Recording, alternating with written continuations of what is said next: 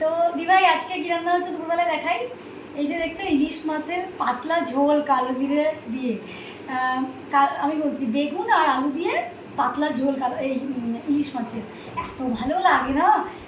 মানে মা ইলিশ মাছ নেই দিয়ে সর্ষে ইলিশ বেশি পছন্দ করি, তো এবার ওটাই সাধারণত করে বেশি। তো মাকে আজকে বললাম মা ইলিশ মাছ নিয়েছো, যে কাকার থেকে মাছটা মানে মা যে কাকার থেকে মাছ নেয় মা, এবার মাছটা ভালোই দেয় কাকা, মিথ্যে কথা নয়, ভালোই দেয় আর এত টেস্ট সর্ষে ইলিশটা তো মা করে। ঠিক আছে, এবার এইটা আমি বললাম আজকে করবো পাতলা করে ঝোল, আমার খুব ইচ্ছে করছিল। তো মাছের ঝোল আর হচ্ছে কাঁকরোল ভাজা, ব্যাস। আর করলা ভাজা, ও আবার করলা ভাজা।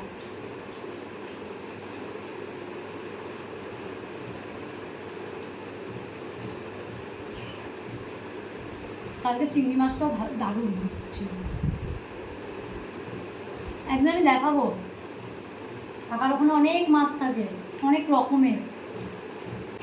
কাকা সকালবেলা আসে, এবার আমি তখন ঘুমোই, যদি আমি উঠে যাই তাহলে আমি একদিন দেখাবো।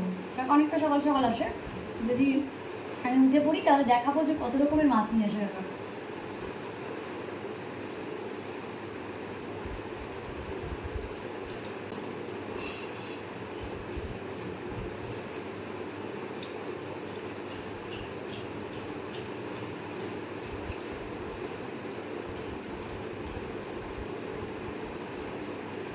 এটা তোমাদের কেমন লাগে দি ভাই আমাকে কমেন্টে কিন্তু জানাতেই হবে, তোমরা কিন্তু জানাবে। আর একজন দিভাই আমাকে কমেন্ট করেছো না দিভাই, যে পায়েল তুমি ভাত মানে বেশি চিবিয়ে খাও না। আসলেই দিভাই আমার বৌদিও এটা খুব ধরায়, বিশ্বাস করো, বৌদিও খুব ধরায় যে বোন তুমি এইভাবে খাবে না, ভাত চিবিয়ে তারপর খাবে। আর আমি দু একবার করে নিয়ে ব্যাস, মনে হয় যেন কীভাবে তাড়াতাড়ি হয়ে যাবে এরকম। আমি জানি যে এটা খুব বাজে অভ্যেস, কিন্তু অভ্যেসটাকে চেঞ্জ করতে পারছি না। তো আমি চেষ্টা করি যে এটাকে আমি না এটা ঠিক করবো, কিন্তু হয়েই ওঠে না, হয় না।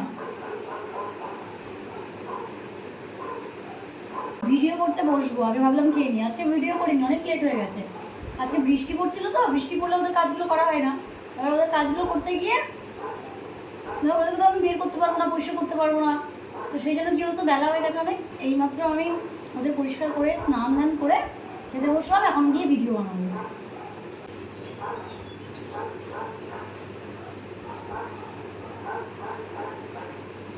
খেয়ে নিই তাহলে, পরে আসছি দিবা।